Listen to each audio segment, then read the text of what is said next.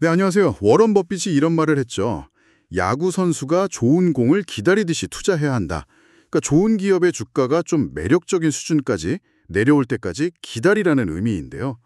오늘 저희가 살펴볼 자료들이 딱 이런 관점에서 강력한 해자는 있는데 주가가 최근에 크게 떨어진 미국 배당주 두 곳을 보고 있습니다.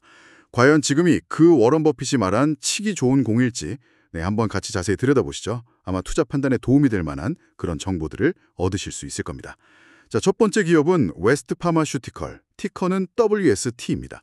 이 회사가 뭐 하는 곳이냐면 그 주사기용 부품이나 약품 포장 시스템 있죠. 여기서 세계 1등이에요. 점유율이 한 20% 정도 된다고 하네요. 요즘 주목받는 위고비나 마운자로 같은 비만 치료제 주사 포장에도 이 회사 시스템이 쓰이고요. 뭐 화이자, 모더나 이런 큰 제약사들이 다 고객사입니다. 근데 이렇게 잘 나가는 회사가 주가는 왜 이렇게 흔들렸을까요? 네, 그 점을 보기 전에 이 회사의 그 경제적 해자라고 하죠. 이걸 먼저 짚어볼 필요가 있을 것 같아요. 이게 의약품 포장이라는 게요. 위생이나 안전 규제가 엄청 까다롭거든요. 그래서 뭐 새로운 경쟁자가 들어오기가 사실상 굉장히 어렵습니다. 근데 웨스트파마는 오랫동안 신뢰를 쌓아왔고 또 팬데믹 같은 그런 위기 상황에서도 공급망이 안정적이었어요. 그러니까 대형 제약사들이 뭐 다른 데로 쉽게 바꾸지 못하는 거죠. 그리고 또 하나 중요한 게 고객사들 공장 설비가 이미 이 웨스트파마 시스템에 맞춰져 있다는 점이에요. 이걸 바꾸려면 전환 비용이 어마어마합니다. 한 번 쓰면 바꾸기가 정말 어렵겠네요. 그런 철옹성 같은 기업인데. 근데 주가는 고점 대비해서 55%나 빠졌어요. 자료들을 좀 보니까 팬데믹 때 매출은 괜찮았는데 재고가 좀 늘면서 일시적으로 주당 순이익, 그러니까 EPS가 좀 하락했기 때문이라고 분석하네요. 이게 정말 일시적인 문제일까요? 그럴 가능성을 좀 보여주는 신호들이 나오고 있습니다. 최근에 그 회사 CEO가 인터뷰에서 재고 조정 영향이 이제 좀 완화되고 있다. 이렇게 직접 언급을 했고요. 실제로 2025년 1분기 실적도 보니까 예상치를 웃돌았고 심지어 연간 전망치, 가이던스까지 올렸어요. 오, 그건 긍정적인 신호네요. 네, 그렇죠. 그래서 이제 재고 문제가 좀 해소되면서 실적이 다시 회복될 수 있다. 뭐 이런 해석이 나오는 겁니다. 자료는 이걸 약간 시장이 좀 과민 반응한 거 아니냐 이렇게 보는 것 같고요. 또 다른 요인으로 트럼프 행정부의 약값 인하 정책 가능성 얘기도 나오던데 이건 좀 의외인데요. 약값이 내려가면 제약사 마진이 줄어드는 거 아닌가요? 그때 좀 흥미로운 관점이죠. 약값이 싸지면 사람들이 약을 더 많이 쓰게 될 수 있잖아요. 그러면 자연스럽게 약품 포장 수요도 같이 늘어날 수 있다는 그런 논리입니다. 약 소비량 자체가 늘어날 수 있다. 네, 물론 뭐 정책이 어떻게 될지는 지켜봐야겠지만요. 그리고 이 회사가 33년 연속 배당금을 늘려온 배당 귀족이긴 한데 현재 시가 배당률은 0.4%로 사실 좀 낮은 편이에요. 그렇군요. 배당 매력보다는 장기적인 성장성을 더 봐야겠네요. 자, 그럼 다음 기업으로 넘어가 보죠. 웨스트파마가 어떤 운영상의 문제로 주가가 흔들렸다면 두 번째 기업 브라운 퍼먼, 티커 BF.B는 좀 성격이 다를 것 같습니다. 우리한테 아주 익숙한 잭 다니엘 위스키 만드는 회사죠. 세계 10위권 안에 드는 큰 주류 기업입니다. 맞습니다. 이 회사는 정말 꾸준하게 매출이랑 이익을 내는 회사거든요. 근데 최근 5년간 주가는 오히려 고점 대비 60%나 하락했어요. 네. 매출이랑 이익은 2020년보다 늘었는데도요? 네, 그렇습니다. 이상하죠. 와, 정말 이해하기 어렵네요. 실적은 좋은데 주가만 이렇게 떨어지다니. 투자자들은 좀 답답하겠는데요? 왜 그런 겁니까? 자료에서는 그 배경으로 정치적인 요인을 좀 지목하고 있어요.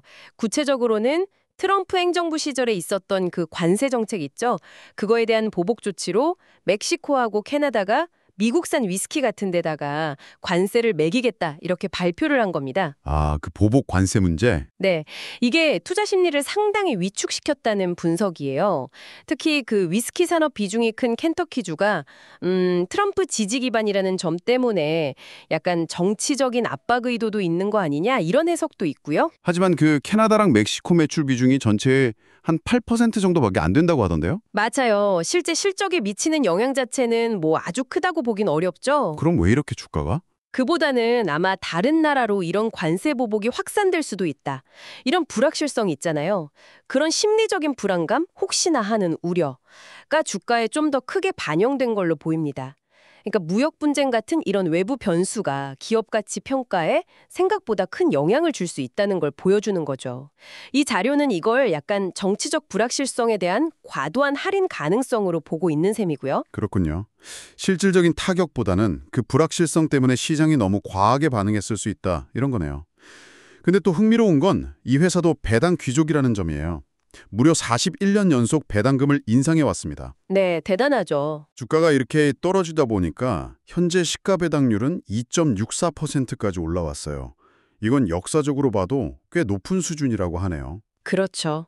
그러니까 그 불확실성을 감수하는 대신에 상대적으로 높은 배당 수익률을 기대해 볼 수 있는 상황이 된 거죠. 자, 오늘 두 기업 사례를 정리해보면요. 웨스트파마는 어떤 내부적인 재고 문제 이후에 좀 회복할 가능성이 엿보이고, 브라운 포머는 외부적인 정치 리스크 속에서 어쩌면 좀 저평가되었을 가능성이 제기된 셈입니다. 그럼 이 두 사례를 통해서 우리가 얻어야 할 핵심 교훈은 뭘까요? 결국엔 주가가 떨어졌을 때 그 이유를 정말 냉정하게 봐야 한다는 겁니다. 그 하락 이유가 기업의 본질적인 가치, 그러니까 그 경쟁력을 정말 훼손시키는 문제인지 아니면 일시적이거나 외부적인 요인 때문인지 이걸 잘 구별해야 한다는 거죠. 그냥 가격이 싸졌다고 덥석 사는 게 아니라 왜 싸졌는지 그리고 그 문제가 해결될 수 있는 성격의 것인지 이걸 판단하는 게 중요하다는 겁니다. 웨스트파마의 운영 문제랑 브라운 포먼의 정치 문제는 그 성격이 다르잖아요. 네, 좋은 기업을 좋은 가격에 사는 것도 중요하지만 그 가격 하락의 진짜 이유를 파악하는 게 어쩌면 더 중요할 수 있겠네요. 말씀 감사합니다.